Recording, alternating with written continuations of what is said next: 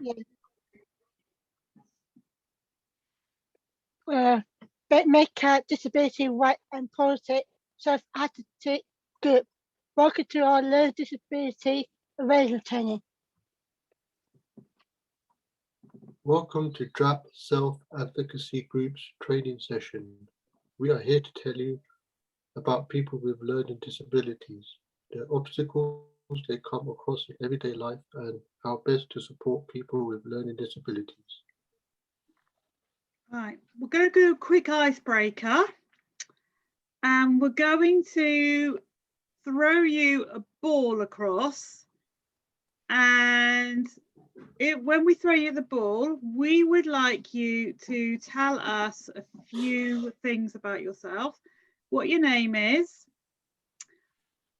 what department you're in, and what you know about people with learning disabilities. So I am going to start this off. I'm going to throw the ball to Katie Mulhern. Hello, thanks Michelle. So yes, I'm Katie Mulhern. I work with MDX Works, the Careers and Employability Service. What I know about people with learning disabilities is probably that there are additional, types of support that are sometimes needed in some areas, but that actually there's still a great wealth of things that they can offer and bring different perspectives. And so yeah, as much support as can be offered to make sure that they've got equal footing when it comes to the workplace and university is really the aim. Brilliant. Who do you want to hand over to, Katie? I will hand over to Jack Timms, please.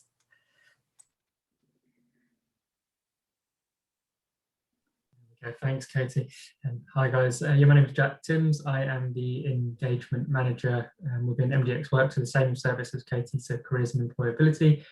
What I know about people with learning disabilities is that the opportunities available to them are quite vast, given the right support that they can draw upon within society. And if the right support, as Katie referenced, is provided and the right guidance is in place, people with learning disabilities have access to a whole host of opportunities and some really great things that they can get involved with, and more importantly, contribute positively to a number of areas across society.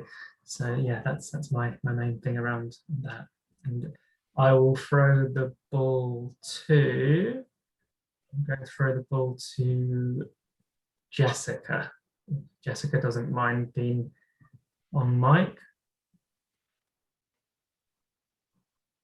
Hi everyone, my name is Jessica. I'm a psychology with neuroscience student at Middlesex University.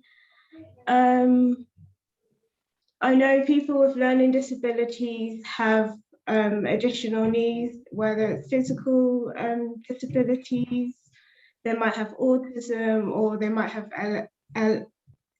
epilepsy. I said that wrong.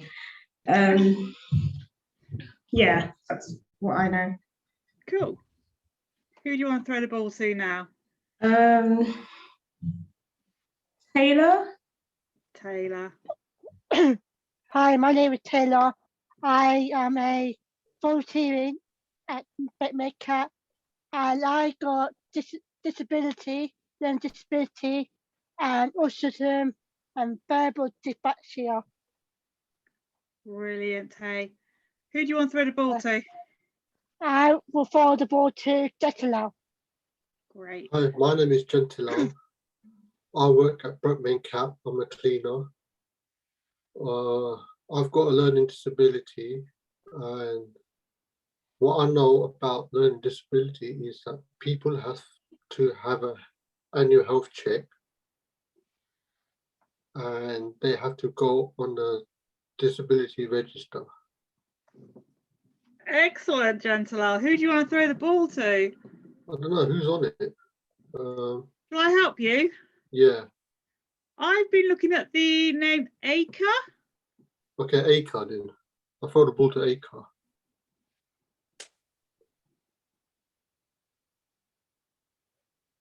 Is Acre there? Okay, should we throw the ball to Wendy Sales. Hello, Okay, wait. I'm Wendy Sale. I work alongside Jack and lovely Katie. Also, Jackie's lovely too, in the MDX Works Careers and Employability team. What I know about people with learning disabilities, I know they bring a unique perspective to the workplace. That is something that people that don't have learning difficulties would highly benefit from understanding and learning more from and appreciating. I think, and obviously we have physical and mental health disabilities. I think both sets of disabilities bring people, or people with these disabilities have characteristics that people that don't have these disabilities bring to the workplace that are absolutely fabulous. And I think that's not really appreciated. Excellent, thank you. And I think there needs to be a whole lot more understanding from people without disability. Who do you want to throw the ball to now? I will throw the ball to, did Acre not respond? Should I not bother with Acre? Maybe not, no. Okay, has Mary had a little chat? Mary hasn't, no. Mary, your turn.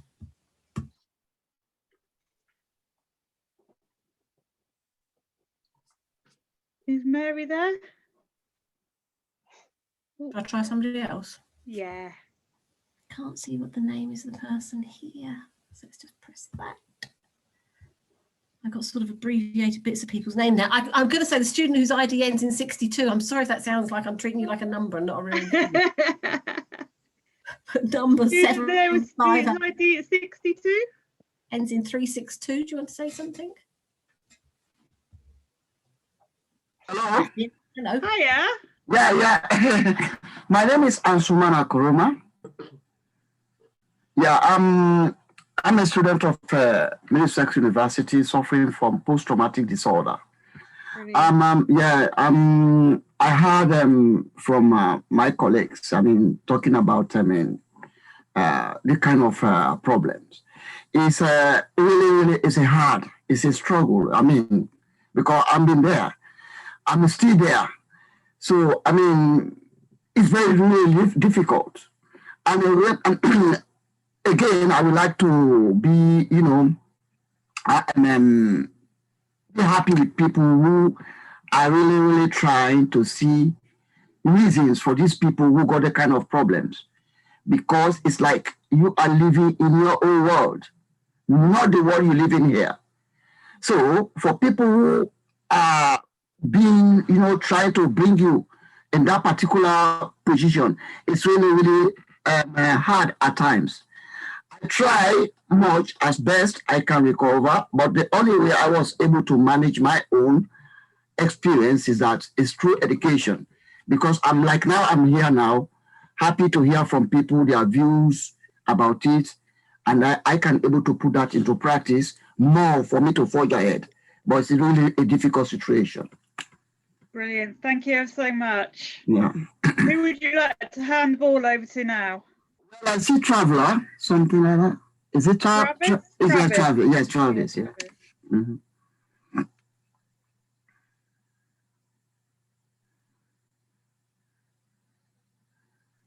Is Travis there?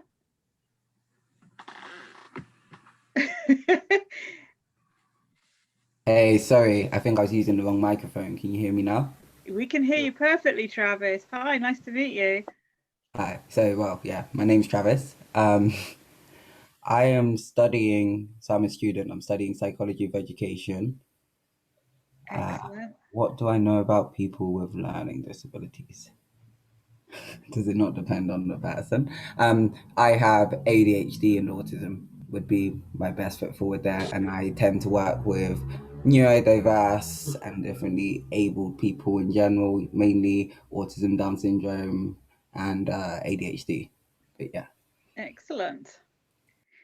So who would you like to pass the ball to? I think there's one more person left. Yeah, who hasn't spoken? I'm not sure. I'm looking at Ngozi.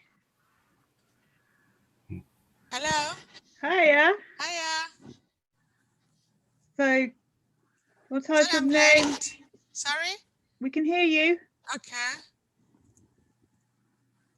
So do you want to tell us your name and which department you're studying in, and also what one thing that you know about people with learning disabilities? Right. My name is Ngozi Ede. I'm studying mental health, nursing PGD. Yeah. Myself, I'm dyslexic, so yeah, it can be quite difficult. You know, depending the area you find yourself. Yeah. I can use my as an example. Sometimes I really find it difficult to spell something. Yeah, when I'm writing something.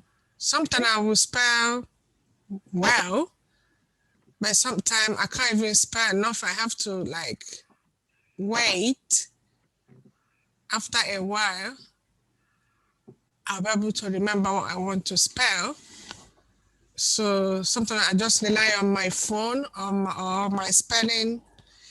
I've got this spell something which really helping me spell check. So I have to really rely on it to spell. Sometimes it can be embarrassing, but I have to. So I have to like, at the moment I'm on placement. So I have to tell my mentor, this is what I'm really facing. Sometimes not that I don't know how to write. I can write well, but due to what I'm facing, so my mentor understands it and tell me to take my time. If I'm really finding it difficult, she can help me, which is really good. So it's good if you explain yourself so people can know what you are going through than keeping quiet. If you don't tell people, they will not understand your situation. So it's better to voice it out. And if you need help, you ask. Brilliant. I learned not to be shy anymore because I used to be really ashamed of myself. Oh, I can't ask somebody to spell something for me. But now, no, I have to really speak out. So I have the courage to bold enough to ask for help, which is really helping me. That's really great to hear. Yeah. So, right, now we've all introduced ourselves, I'm going to hand over to Taylor. Are you going to do this slide, Tay? Yeah. Why are we Yeah. here today? That is a self-advocate group for people with learning disability. We are Taylor and Detila and Lisbeth. We have learning disability. Michelle is our supporter.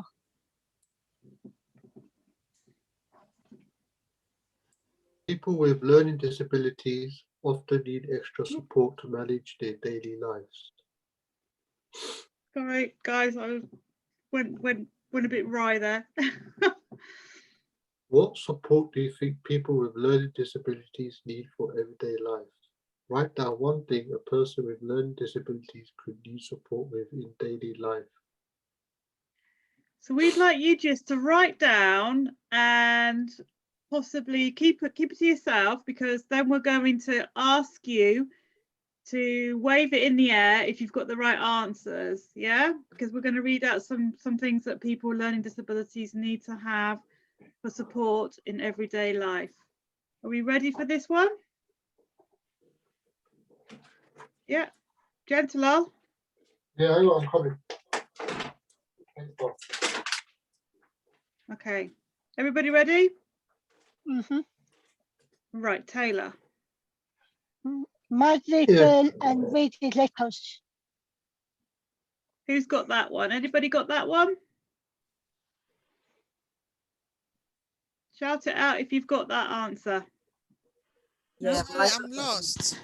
I got something similar. I put like that day-to-day home activities.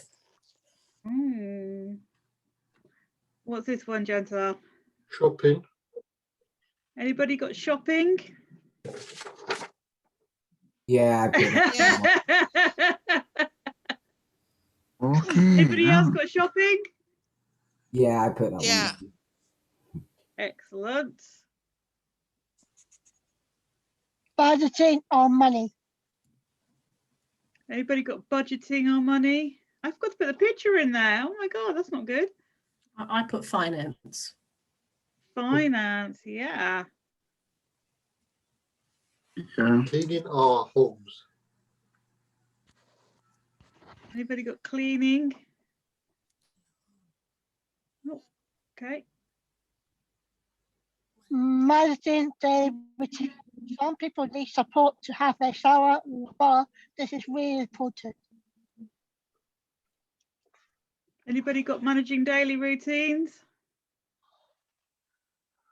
Nope. Choosing healthy food and cooking food. Some people can't eat by themselves. They need support to get the food from the kitchen without burning themselves on the oven. It's hard to know what to do in the kitchen. Anybody got choosing healthy food and cooking food? No. Okay, let's move on. Dressing properly for what if the weather is. Understanding what the weather is, different between a hot day and a cold day. Anybody got that one? And we put this one in because I used to support somebody and he would frequently come into work in flip-flops and shorts, and we'd say to him, it's a really cold day out there, and he'd say, I know, I'm really cold. And clearly his support staff hadn't helped him decide what to wear that was sensible for that day, which was quite worrying. Understanding doctors and hospital appointment, what the doctor is telling us. Some doctors use jargon words, hard words that we don't understand. We need a support worker or family member to help us to understand.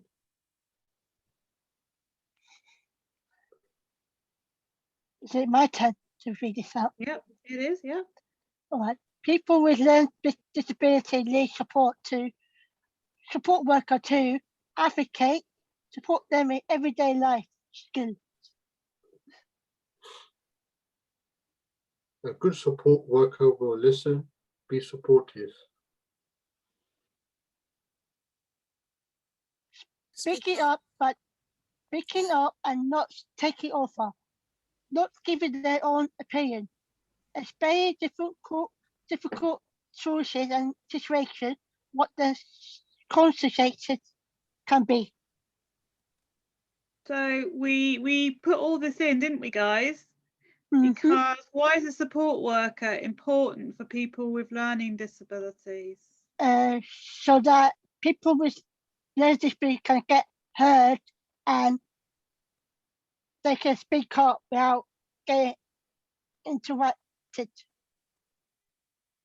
Yep. So what kind of stuff do I help you sort out? What kind of things do I do when we're at Brent Mencap? Benefit. Mm-hmm. And if we need any help to do shopping, money, and I don't know what else. Send emails. Well, what did we do before Christmas a couple of years ago? And we were learning about to help you guys understand money a bit more. Oh, we did the money courses. Money. And why was that important that you guys did that course? Because we got learning disability and we don't know how to spend our money properly. Well, it turns out you knew better than I did, to be fair. Mm-hmm. Okay. Right. So what's I think it's whose turn is it? Is it Gentile's turn? Yeah. People with learning disabilities also need accessible information. What is Right, this? ready? What is this? What is this? What is this?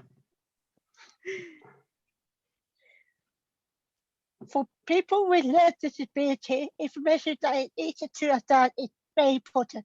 We use a tool called Easily. What is this? What is this? Oh. Information using words that are simple and easy to understand. Pictures are placed on the left-hand side. The pictures help people with learning disabilities to understand what the words mean. So if you look, hold on a minute, Tay. Right. So if you look, we've got blank on this side, on the left-hand side, and 3 sentences on either square or either oblong. So we are having a training session. Taylor, do you want to read out the next one? The topic is learning disabilities. And We are Jennifer, talking to the police. this is three things that we would do in self-advocacy. If you go on to the next sheet, we've got a picture of a training room. And for learning disabilities, we've got 4 people with various disabilities. And then we've got a picture of the police, because obviously we're talking to the police. And that's what Easy Read is. You're picking out the main words to help that person with learning disabilities to understand what the words are saying. And it's really important. How important is Easy Read, guys? Very important. And why? Because we get information in Easy Read so that we can understand what the letter is telling us properly. And do a lot of, do you get Easy Read from doctors or hospitals? I get information Easy Read from doctors sometimes. Yeah. Mm-hmm. And does that make it easier for you to understand what the information is? Yeah. Yeah. Okay. Right. Yeah. Hello. Hello. Yeah. Like what you're trying to explain here. To my case, in generally, like when I used to go used to have the therapies. Normally, I mean, like panic attack, something like that. They always give me something like pictures showing that how am I be able to maneuver myself. Like, for example, if something happened. So through those, like what you try to demonstrate here, I was able to get myself into, into good. I was able to interact with people because at times when when I was having the problem, I always, if there are people being gathered, a lot of people, they are always be scared or to myself. I feel maybe something might happen if I'm around these people or something like that. So, but through like what you explaining here, some of these things, I was able to read them and see, okay, if something like this attack coming, this is what I'm supposed to do. And, these pictures are made to demonstrate, to tell me exactly. So this is how I was coming slowly, how I can able to get myself, So this is really important. Yeah, it's really important. Yep. Thank you for telling us that. Mm-hmm. So these are some of the pictures that we use in Easy Read to explain different situations. So we've got police car, we've got the money, we've got the stethoscope for health, we've got the bottom one in the middle, that's about hate crime. Disability hate crime is a huge issue in learning disabilities. And we've got the 2 men on the far right hand side saying yes, no. That's about making a decision. Somebody may choose that decision as yes, and somebody may choose a decision being no. Right. Taylor? What is microton? This is a sign language for people with learning disability. Some people with learning disability cannot speak, so they use a simple, easy version of British Sign Language called microton. So if I give an example, is that all right if I give an example? Yeah, Taylor? Yeah.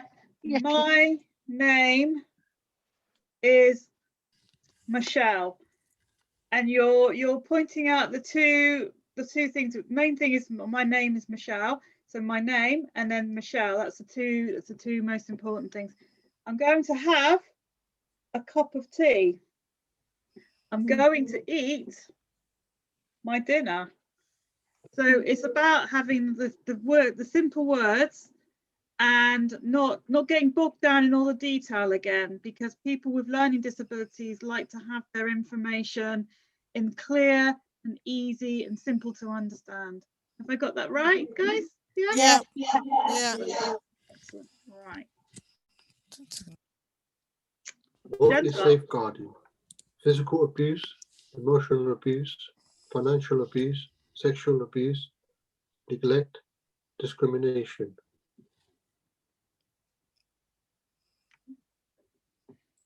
when a person with learning disability tell you about any of this, that is a safeguarding alert. We have to tell the duty social worker. They will take the information and follow it up as a policy. We have to tell the duty to social worker. Yeah, you have to by law. A hate crime incident for a person with learning disabilities is a safeguarding matter. When a person with learning disabilities tells you about an incident, it is important to raise a safeguarding. It could be very serious. Okay, sorry. Do you have any questions? Anybody got any questions? There's quite a few different responses there that we were hearing from you all. Have you got any questions for us or anything you'd like to talk to us about?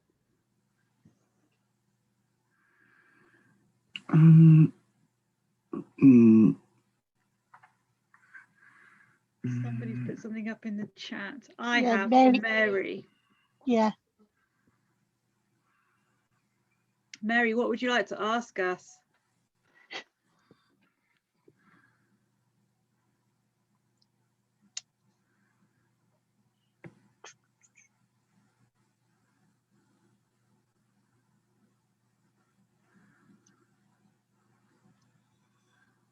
Has anybody else got any questions while Mary's prepping her question? Has the COVID situation, COVID, hang on, Mary, I'll just ask a quick question. Has COVID and lockdown made things tougher for you? What's happened to, how have we run our groups and done our work at Brent Mencap during COVID? We have 3 people in, and we meet up every Wednesday, but at different time. Yeah, and what else? And sometimes we will be in a garden because the table is too small for us, so we take 2 meters apart. And what else did we do? What else have we got really good at using and become like world experts on? What are we using now, Taylor? Zoom. So are people with learning disabilities really good at using computers, or did we all struggle with it at first? Sometimes I struggle with it. Yeah, I struggled with it first time, but I get used to it now. Gentilal? I struggled as well for the first time, and now I'm getting used to it because I didn't know how to use it, the Zoom. So we have a group of about 22 people in our group, and we've got roughly 12 people with learning disabilities using Zoom every week. But we also know that there are other group members who have been excluded from taking part because they don't know how to use Zoom or the internet, or they don't feel confident in using it, or they haven't got the money to buy Wi-Fi. So we're very conscious that there's people out there who I still do weekly phone calls to make sure that they are all okay. I think another thing that some of the group members have struggled with is, have you all missed coming down to the office? Yeah, I have. Yeah. Why have you missed coming down to the office, Taylor? Because I miss talking to people and talking to my friends, and I also miss going out into the fresh air. So, and did I know quite a few of our group members who really struggled to understand what was happening when COVID first happened. It was I had one group member ring me up at 9 o'clock at night, and I said to her, "You can't go out, don't go out, it's not safe to go out," in my blind panic to get everybody keeping safe. So she rang me up at 9 o'clock and said, Michelle, can I go and get a newspaper tomorrow? Is that all right? And I thought, oh my God, I panicked, this woman, you know, I'd done something really horrible. I was apologizing to her and I said, yes, you can go and get a newspaper. That's fine. But just please wash your hands and be really careful when you do go out. You need to stay 2 meters apart when you're out and about. Yeah. Otherwise you get COVID. Yeah. Well, I mean, me, in the case of me, I mean, because when I was anyway, sorry, because I didn't explain myself. The kind of course I'm doing in Middlesex. I'm doing BSc in information technology. This is the course I'm doing now for a final year. When I was in college, you know, I've used to get a support for my lecturers, you know, because all the lecturers, they know how I was.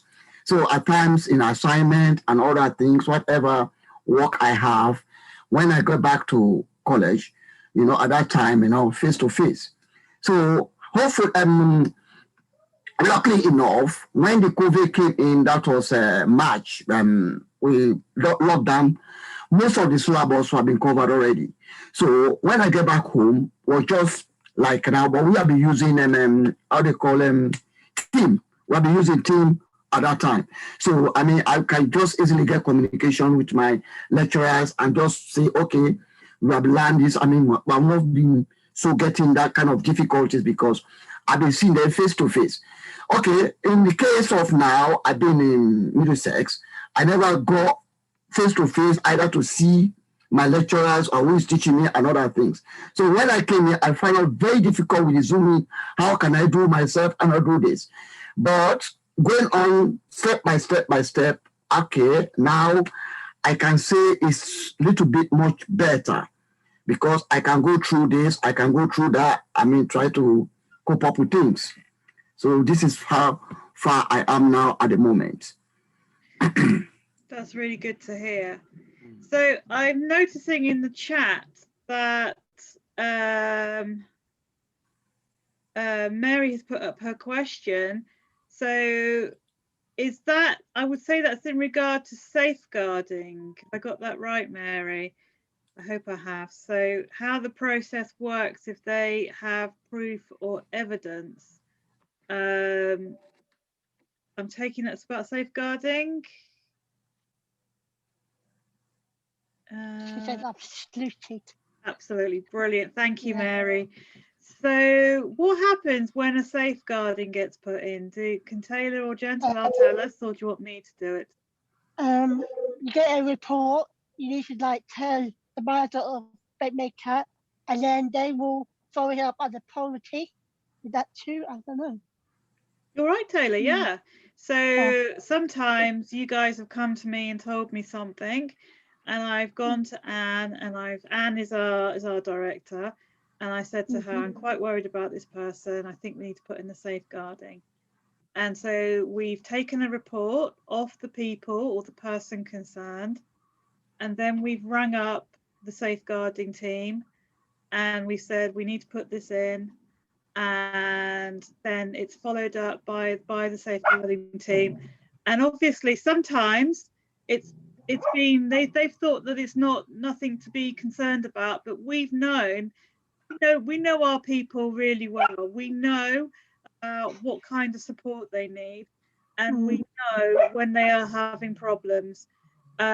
We've had incidents where there's been financial abuse. We've had incidents of hate crime. I think the worst safeguarding that I ever came across was when I worked as an employment advisor for Westminster, and I had somebody come to me at 4:30 in the afternoon, sat down to do her appointment. I was there typing up, looking on Debenham's site for a job for her. And she said, Michelle, can I tell you something? And I said, you can tell me anything. You know, what's something bothering you? And she said, somebody came up to me in the toilets and touched me, one of my colleagues in my job. I stopped. Everything stopped. And I had to type up a statement from her there and then on the spot. I had to tell my line manager, and at 9 o'clock in the morning, my line manager went down Paddington Police Station and put in a police report. That is how quickly it happens.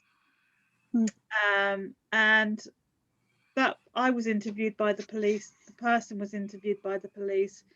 Obviously, we told her employers. She worked in MI5 building, no less, one of the most secretive buildings you're ever likely to find in the capital.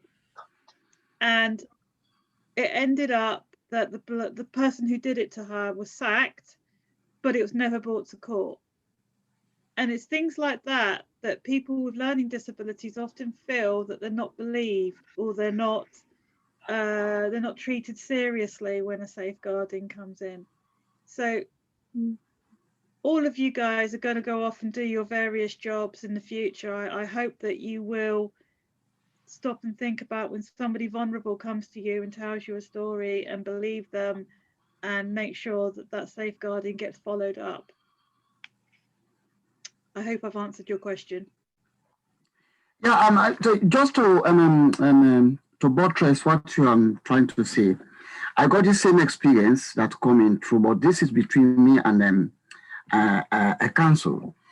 Okay, fair enough. I got a flat where I'm on my own, but it's a very small flat, and I don't have all the things that can make life comfortable for me as it used to be. Okay, for me as a student, at the same time, got a problem, which they know. I don't have a washing machine. I don't go no place where TV, I can place TV to see things happening, what like this COVID, what kind of things I'm supposed to do to protect myself. These are not happening. I tried to them for a mover, and now, you know, they are saying to me that I live in a luxury place, which they never even come and see for themselves. Now they're making this kind of thing. So, you know, I just thinking of myself, what this all about? Why you people, how can you just make an assumption? Why can't you come and see? So, I mean, Do you live in the borough of Barnet? I'm living in Camden Borough. Oh, Camden, okay. Yeah, in Camden Borough. But here is the situation. They know this. I explained to them, okay, if you guys want a video, I can give you a video. Because a time like this, which is COVID, we are under pressure. Before, when I was not in that particular thing, at times I go to the library, sit down library, go friends, talk, come in college, got people around, but this is not happening because there are social distances. So I told them, look, the place is giving me some problem. It's bringing up my mental problem to deterioration. And they don't seem to understand about the whole process. It's also like what you are talking about, just what you are saying. I try just to see my situation and what is happening now. You might want to get in touch with Greenwood Place. There is the Camden Disability-led organisation at Greenwood Place in Kentish Town. They might be able to provide you with. I don't know what services are done in Camden anymore. I haven't worked in Camden for a long, long time. And they are a disability-led organisation, and they will hopefully be able to point you in the right direction on getting some right kind of support. It sounds as if your housing is not in a great state. Yeah, it's a very, so, I mean, it's like, just imagine, only maybe like an hour, I'm in a university, I got some friends, making friends with people, maybe we are in group, we talk to each other. But before, like if I was coming to the university, I can't feel it much because I need to make friends. I quit with people. I might come to the disability area, sitting down, reading and all that things. But this is not happening. It's not like you're isolated, I'm living now like I don't know where, like a dungeon, something like that. Even my assignment at times, I'm doing my coursework. When I look at the place, I have to squeeze myself, do this, there's no spacious. I've tried to explain this to them. They send me a photograph. Oh, they understand that my area I'm living appear to them like I'm living in a big bedroom, 2-bedroom. How can you do this? Why can't you visit and see? This is a governmental problem. Yeah, I mean, this one's probably something that we as a university will should be picking up with you. I'm not sure what your name was because you've just got a student at the moment, but I popped a couple of links into the chat for you to have a look at, because I don't know if Michelle and the team are going to be able to specifically help with this case. So if you have a little look at those links, and I'm also going to pop an email address in here and just send you an email at MDX Works, and we can probably get you in touch with someone within the university's wellbeing service, and they can start to support you with this this particular matter, if that works for you.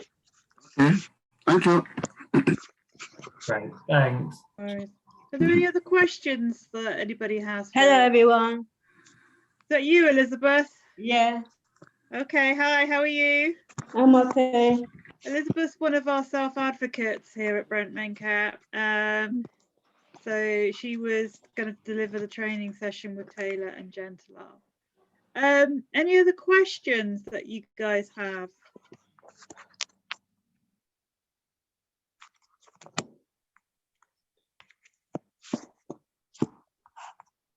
No other questions? Gosh, you're very you know, quiet bunch. I'll ask a question, Michelle.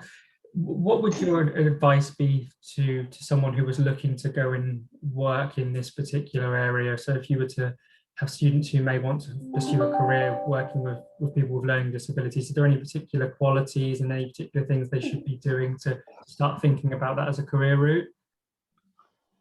So what do you guys, Taylor, Gentile and Elizabeth, what kind of people do you want to have working with you guys as support staff, as health staff? A key worker. You'd like a key, but what kind of things would you like your key worker to be? Would you like them to be grumpy, miserable, or would you like them to be, hi, how are you? Yeah, to be happy and nice. Not, you know, like I've seen on video, like, you know, like nurses, they like to bully old people, and they drag them out the bed and push them everywhere. That's not nice, is it? No. So when I started out in this field of work many, many years ago, it feels like it was back in the Stone Age, I didn't have a clue about people with learning disabilities. So my dog is barking in the background as well. I do apologise. So I soon got it quite quickly that people with learning disabilities need somebody who is compassionate, somebody who understands what their experiences of life. Exactly. Someone who support and help you through. Exactly. Work. Yeah. You say that again, Taylor? Someone who can support you and look for you for work, like look for work for you, and someone who like be there and not judge you.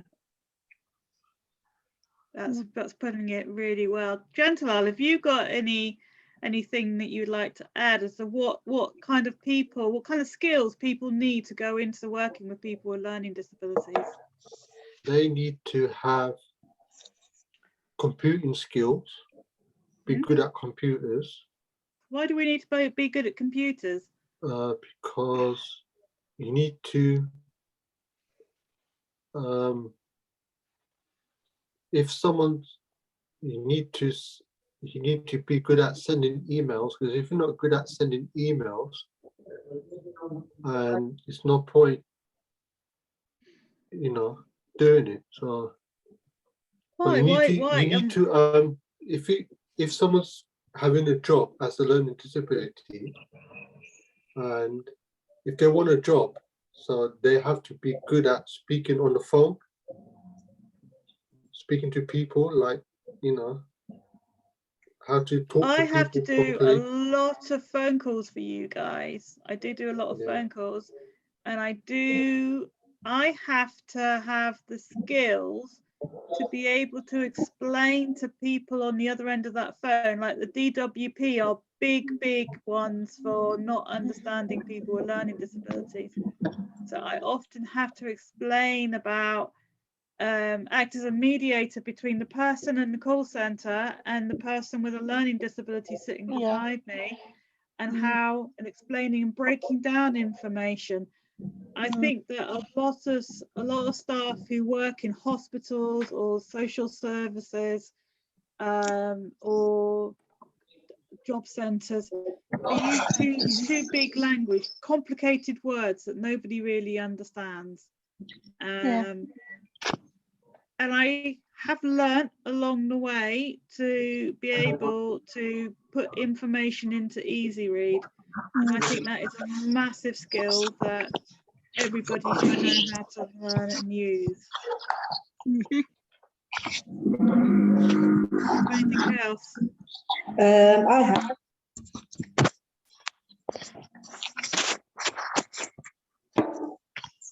Elizabeth, can you think of anything else that you would like from a support worker? People like key worker, they should be always there with you. Like if you go for interview, they can go with you. And if you have any problems like counting money or how, like what change you have, or you're going shopping, they can help you with your money. And like if you want some, or if you got a meeting, and they can sit with you in a meeting as well.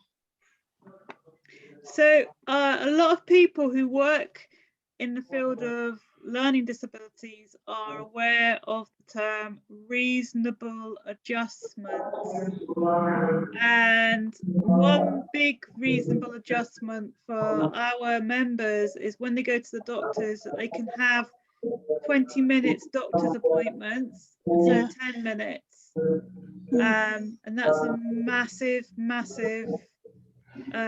resource to have. When you guys go to the doctor's surgeries, why is that important that you have more time?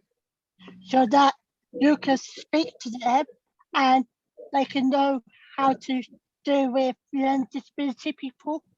And I went to the doctor for my health checkup, and I had more time because I don't want them to like say, oh, you have 10 minutes left.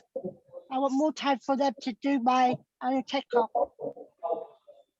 So one thing that I've often mentored young people coming into this line of work, and I think it's important for people who work with learning disabilities to understand about the equality laws in this country, transport laws, because we often have people in wheelchairs who use the buses and the tubes. We have for equality, we need to know what's out there to help us navigate our way around the world, you know, and different things that we can have that will support us. And I think all staff need to know about Easy Read. They need to know about reasonable adjustments for people with learning disabilities. The list is endless. There's a huge list that I could write out for you all.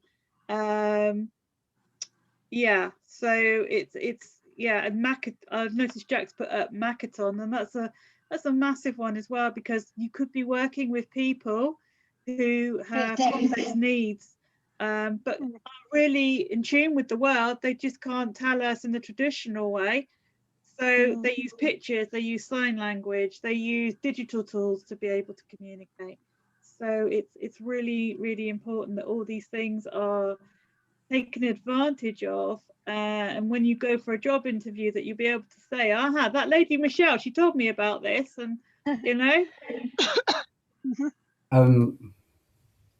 So I was just wondering, where do you suggest people who want to be, for example, support workers, get all of this information from? Like, is there a clear place, for example, with the equality laws you just said about reasonable adjustments of doctors? That was not something I was aware of, and it can be quite difficult, in my opinion, to advocate for someone where you can't find all the information that supports them in the first place.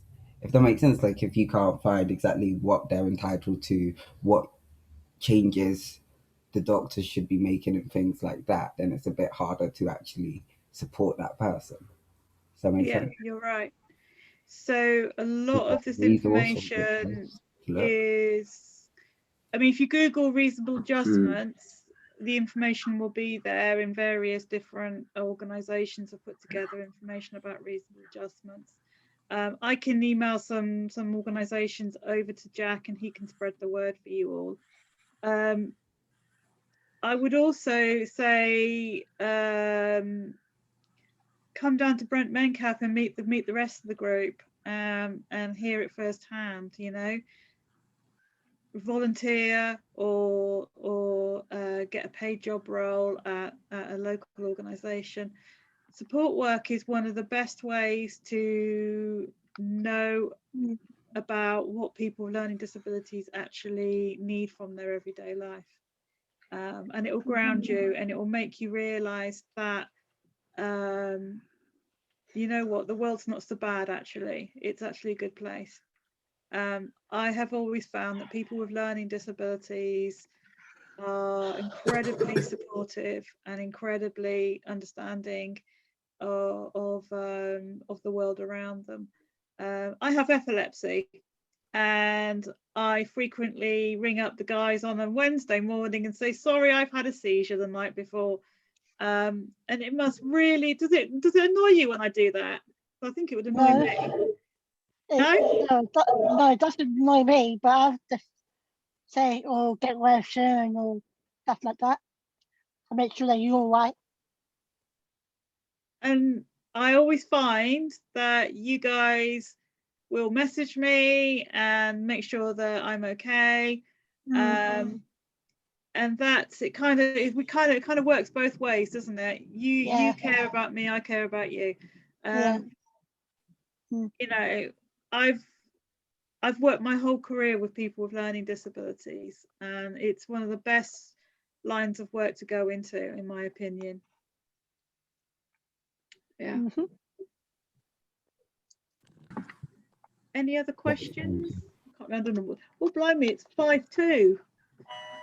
She's gone really quickly. I thought it was 1:30. 1 minute it's 1:30, and the next minute it's 5:02. I know this place. Any other questions before we sign off? We hope you have enjoyed our training session. For more information about us, www.mencap.org.uk. Thank you for taking part. Thank you. I really appreciate you coming along. Thank you so much, Michelle and Gentilal, Taylor, Elizabeth, for giving up your time to do this. It's really shone a light on a number of really important issues, and I've certainly learned a lot. So I do hope those who have joined us on the call as well, whether from a perspective of maybe working in this area or also, you know, having learning disabilities yourselves and learning a bit around the support available. I really do hope it's been a useful session. And